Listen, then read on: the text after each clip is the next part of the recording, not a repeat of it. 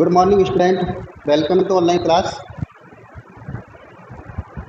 अंतर्राष्ट्रीय राजनीति के संबंध में हम निरंतर अध्ययन कर रहे हैं और शीत युद्ध गुटनिरपेक्षता के बाद में आज अपना टॉपिक होगा यूएनओ, संयुक्त राष्ट्र संघ, यूनाइटेड नेशन ऑर्गेनाइजेशन।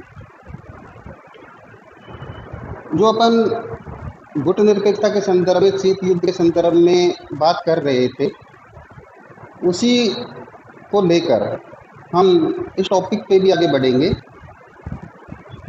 द्वितीय विश्व युद्ध जो हुआ था उसने इस विश्व में बहुत ज़्यादा क्षति की थी और ये जो क्षति हुई थी ये आर्थिक, सैनिक और वित्त संबंधी क्षति हुई। इसने विश्व में एक बहुत बड़ा नुकसान है वो किया था। हालांकि वर्साई की संधि के बाद में या प्रथम विश्व युद्ध के बाद में यूएन की स्थापना हुई थी, राष्ट्र संघ की स्थापना हुई थी, लेकिन ये राष्ट्र संघ है वो विश्व के ऐसे देशों के ऊपर नियंत्रण स्थापित करने में असफल रहा जो उन्हें करना चाहिए, और आखिर में उन राष्ट्रों ने अपनी मनमर्जी की, और ये जो मनमर्जी का परिणाम है ये द्वितीय विश्व युद्ध के रूप में सामने आया था। जब द्वितीय विश्व युद्ध से विश्व का बड़ा विनाश हुआ तो अब ये आवश्यकता महसूस हुई युद्ध काल के दौरान ही कि राष्ट्र संघ से भी ताकतवर और सशक्त एक अंतर्राष्ट्रीय संगठन बनाया जाए जिसके पास में राष्ट्र संघ से भी ज़्यादा शक्तियां होंगी। अगर कोई ऐसा राष्ट्र जो दंड आचरण करता है या विश्व शांति के लिए खतरा उत्पन्न करता है तो सामूहिक शक्ति के माध्यम से उसके ऊपर कंट्रोल स्थापित किया जा सके, ये सोच चल रही थी। 1942 में अमेरिका के डम्बार्टन ऑक्स भवन में एक बैठक हुई और उस बैठक में अंतर्राष्ट्रीय संगठन के नाम पर चर्चा हुई। अमेरिका के राष्ट्रपति रूजवेल्ट ने ये नाम सुझाया था कि इस अंतर्राष्ट्रीय संगठन का नाम होगा संयुक्त राष्ट्र संघ, और तभी से संयुक्त राष्ट्र संघ है उसका एक चार्टर बनाने की जो प्लान है वो तैयार कर लिया गया। 3 साल तक ये कार्य चलता रहा और अंततः 24 अक्टूबर 1945 को संयुक्त राष्ट्र संघ की स्थापना हो गई। ये जो संयुक्त राष्ट्र संघ की स्थापना हुई इसमें 101 चार्टर बनाया गया था और 111 अनुच्छेद इसमें समाहित किए गए।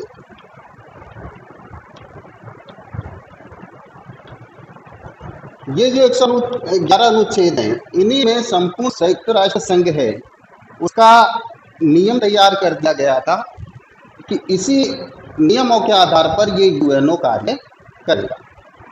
और इसी के साथ साथ में यूएनओ में 6 अंग निर्धारित कर दिए गए।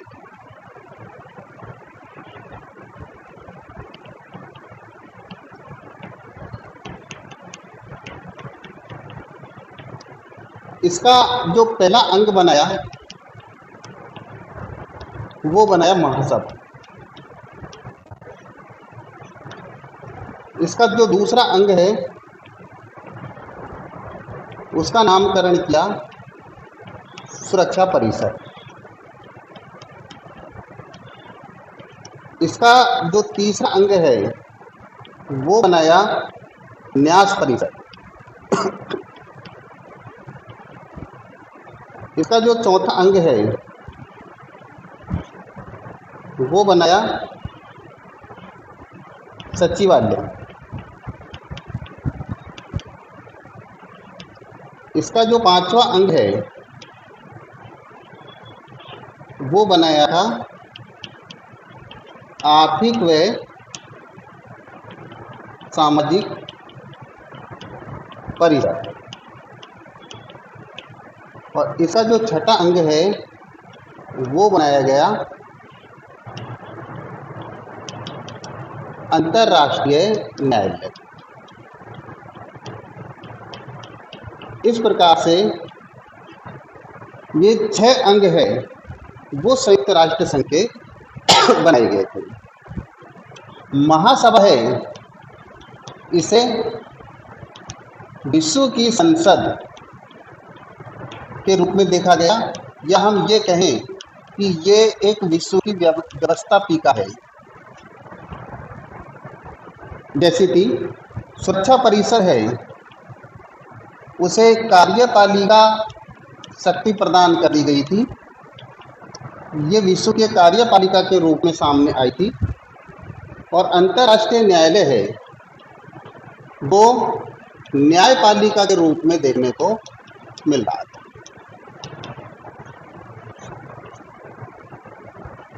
इस प्रकार से ये जो 6 अंग हैं ये चार्टर के द्वारा निर्धारित किए गए थे। और 6 अंगों में इसका सबसे ताकतवर और सशक्त अंग है वो सुरक्षा परिषद बनाया गया। हम यहाँ संयुक्त राष्ट्र संघ है, उसके जो 6 अंग हैं उनमें विशेषतः महासभा और सुरक्षा परिषद है, इसका ज़्यादा महत्व है। और इसी के संदर्भ को लेते हुए हम थोड़ा महासभा के बारे में समझेंगे कि महासभा है वो किस प्रकार से इसका ऑर्गेनाइजेशन होता है और किस प्रकार से अपनी जो कार्य प्रणाली है वो उसको करती है। प्रथम अंग इसका महासभा, इसे विश्व की संसद, विश्व की नगर सभा,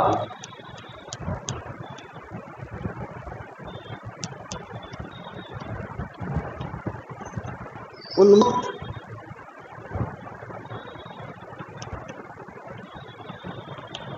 आचरण का केंद्र आदि नाम प्रदान किया गया, जहां पर विश्व के देशों के प्रतिनिधि बैठकर और विश्व में शांति और सुरक्षा के संदर्भ में किसी प्रकार का निर्णय कर सकते हैं।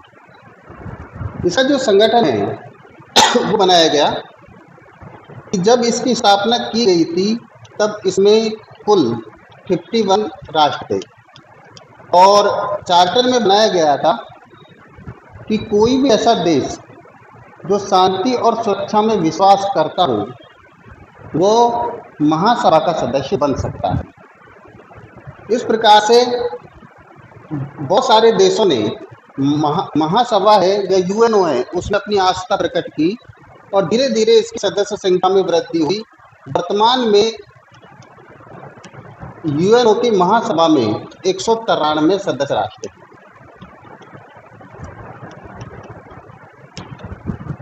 जो संयुक्त राष्ट्र संघ का सदस्य बनता है वो महासभा का भी सदस्य होता है। तो जितनी संयुक्त राष्ट्र संघ की सदस्य संख्या होती है उतनी महासभा की सदस्य संख्या होती है। तो वर्तमान में 193 सदस्य राष्ट्र हैं।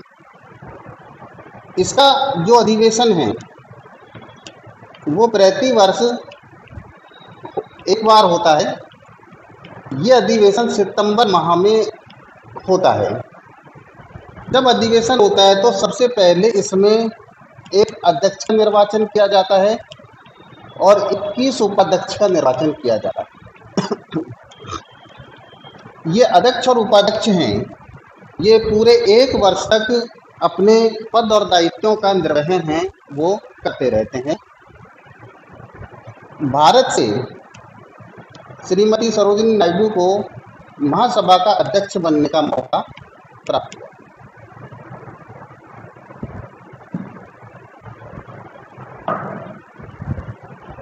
तीसरी जो अपन बात करते हैं इससे संबंध में वो होता है इसमें प्रतिनिधित्व। जब महासभा की बैठक होती है तो प्रत्येक राष्ट्र से इसमें 5 प्रतिनिधि भाग लेते हैं। उनको अधिकार है कि वो 5 प्रतिनिधि तक भेज सकते हैं। परंतु जब किसी भी प्रस्ताव पर वोटिंग होती है तो एक राष्ट्र का एक प्रतिनिधि ही उसमें वोटिंग कर सकता है, 5 को उसमें अधिकार नहीं होता। अपितु 500 सदस्य हैं वो देश का प्रतिनिधित्व तो कर सकते हैं, लेकिन इसमें एक राष्ट्र एक वोट का अधिकार दिया गया है।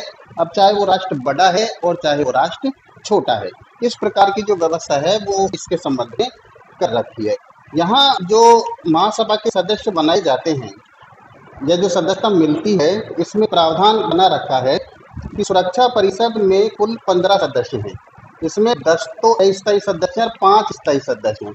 ये बना रखा है कि 9 सदस्यों की स्वीकृति उसमें होना अत्यंत आवश्यक है, और 9 सदस्यों में भी 5 सदस्यों की स्वीकृति, वो 5 जो स्थायी सदस्य हैं इनकी स्वीकृति अनिवार्य है। अगर इसमें किसी एक भी राष्ट्र ने असहमति प्रकट की तो ये माना जाता है कि उसने इसके संबंध में वीटो कर दिया, और वो जो सदस्य है वो यूएनओ का सदस्य नहीं बनेगा, महासभा का सदस्य नहीं बनेगा। इसी प्रकार से अगर कोई राष्ट्र यूएनओ का सदस्य बना भी दिया जाता है, वो महासभा का सदस्य है, और अगर वो अंतर्राष्ट्रीय शांति और सुरक्षा को कोई खतरा उत्पन्न करता है, किसी प्रकार का कोई उद्दंड आचरण करता है, तो ऐसी स्थिति में इनको अधिकार है कि वो उसे सदस्यता से बेदखल कर दे या महासभा से यूएनओ से उसे बाहर कर दे। उसके लिए भी इसी प्रकार का प्रावधान बना रखा है कि 9 सदस्यों की सहमति इसमें आवश्यक है बाहर करने के लिए, जिसमें 5 स्थायी सदस्य हैं वो अनिवार्य हैं, और अगर एक भी सदस्य ने उसमें सहमति प्रकट की तो फिर वो वीटो माना जाता है। इसका मतलब वो यूएनओ से बाहर नहीं निकलेगा। इस प्रकार की जो स्थिति है वो यूएनओ का महासभा का सदस्य बनने के लिए और उससे बाहर निकालने के लिए बना रखी है। यहाँ जो महासभा है वो विभिन्न प्रकार के कर्तव्य हैं उनको करती है। विश्व में अंतर्राष्ट्रीय शांति और सुरक्षा के लिए वो प्रयत्न करती है। इसका प्रति 2 वर्ष में बजट बनकर और उसे पारित किया जाता है, तो महासभा के द्वारा ही वो बजट पारित किया जाता है। इसका जो बजट है वो सदस्य राष्ट्रों के द्वारा दिया जाता है। अगर कोई सदस्य राष्ट्र उसमें अपना अंशदान नहीं दे रहा है तो उसे किसी भी प्रकार की वोटिंग से वंचित करने का अधिकार महासभा के पास नहीं है। अगर महासभा को ऐसा लगे कि कोई राष्ट्र ऐसा है जो अंतर्राष्ट्रीय शांति और सुरक्षा के लिए खतरा उत्पन्न कर रहा है, तो वो प्रस्ताव पास करके और सुरक्षा परिषद को अधिकार देती है कि उसके ऊपर सामूहिक कार्रवाई की जानी चाहिए। महासभा है वो समय समय पर यूएनओ में विभिन्न प्रकार के जो प्रस्ताव आते हैं उन प्रस्तावों को पारित करती है। अन्य जो अंग हैं उन अंगों में विभिन्न प्रकार के सदस्य हैं वो निर्वाचित किए जाते हैं। जैसे सुरक्षा परिषद में 10 अस्थायी सदस्यों का निर्वाचन करना, आर्थिक और सामाजिक परिषद में 54 सदस्यों का निर्वाचन करना, अंतर्राष्ट्रीय न्यायालय में 15 न्यायाधीशों का निर्वाचन करना, न्यास परिषद के जो सदस्य हैं उनकी स्थापना करना, यूएनओ का जो महासचिव होता है उसे 5 वर्ष के लिए निर्वाचित करना। ये जो निर्णय हैं वो महासभा के द्वारा ही लिए जाते हैं, और महासभा है वो इन कार्यों को पूरी तरीके से संपन्न करती है। इस प्रकार से जो महासभा है वो यूएनओ का एक महत्वपूर्ण अंग है, और यूएनओ की जो महासभा है वो काफ़ी ताकतवर है।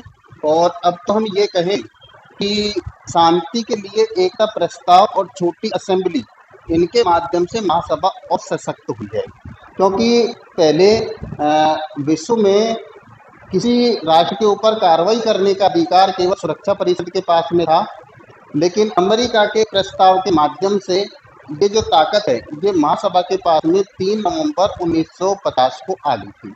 और अब यह है कि अगर सुरक्षा परिषद निर्णय लेने में किसी प्रकार का वीटो कर दे और वो निर्णय अंतर्राष्ट्रीय शांति के लिए आवश्यक है, तो बहुमत के आधार पर महासभा भी उसमें निर्णय लेकर और कार्रवाई करने के लिए आदेश दे सकती है, और फिर सुरक्षा परिषद उस प्रकार का कार्य कर सकती है। तो इस प्रकार से वर्तमान संदर्भ में हम ये देखें कि यूएनओ के जितने भी 6 अंग हैं उन 6 अंगों में महासभा एक महत्वपूर्ण अंग है, और ये विभिन्न प्रकार के निर्णय लेती है और महासभा से ही जो 1920 में राष्ट्रसंघ की स्थापना की गई थी, उससे अधिक संयुक्त राष्ट्र संघ है वो अपनी शक्तियों का प्रयोग यूएनओ में करता हुआ दिखाई देता है। निरंतर अपन अध्ययन करते रहेंगे। अब आप आगे देखते रहिएगा। धन्यवाद।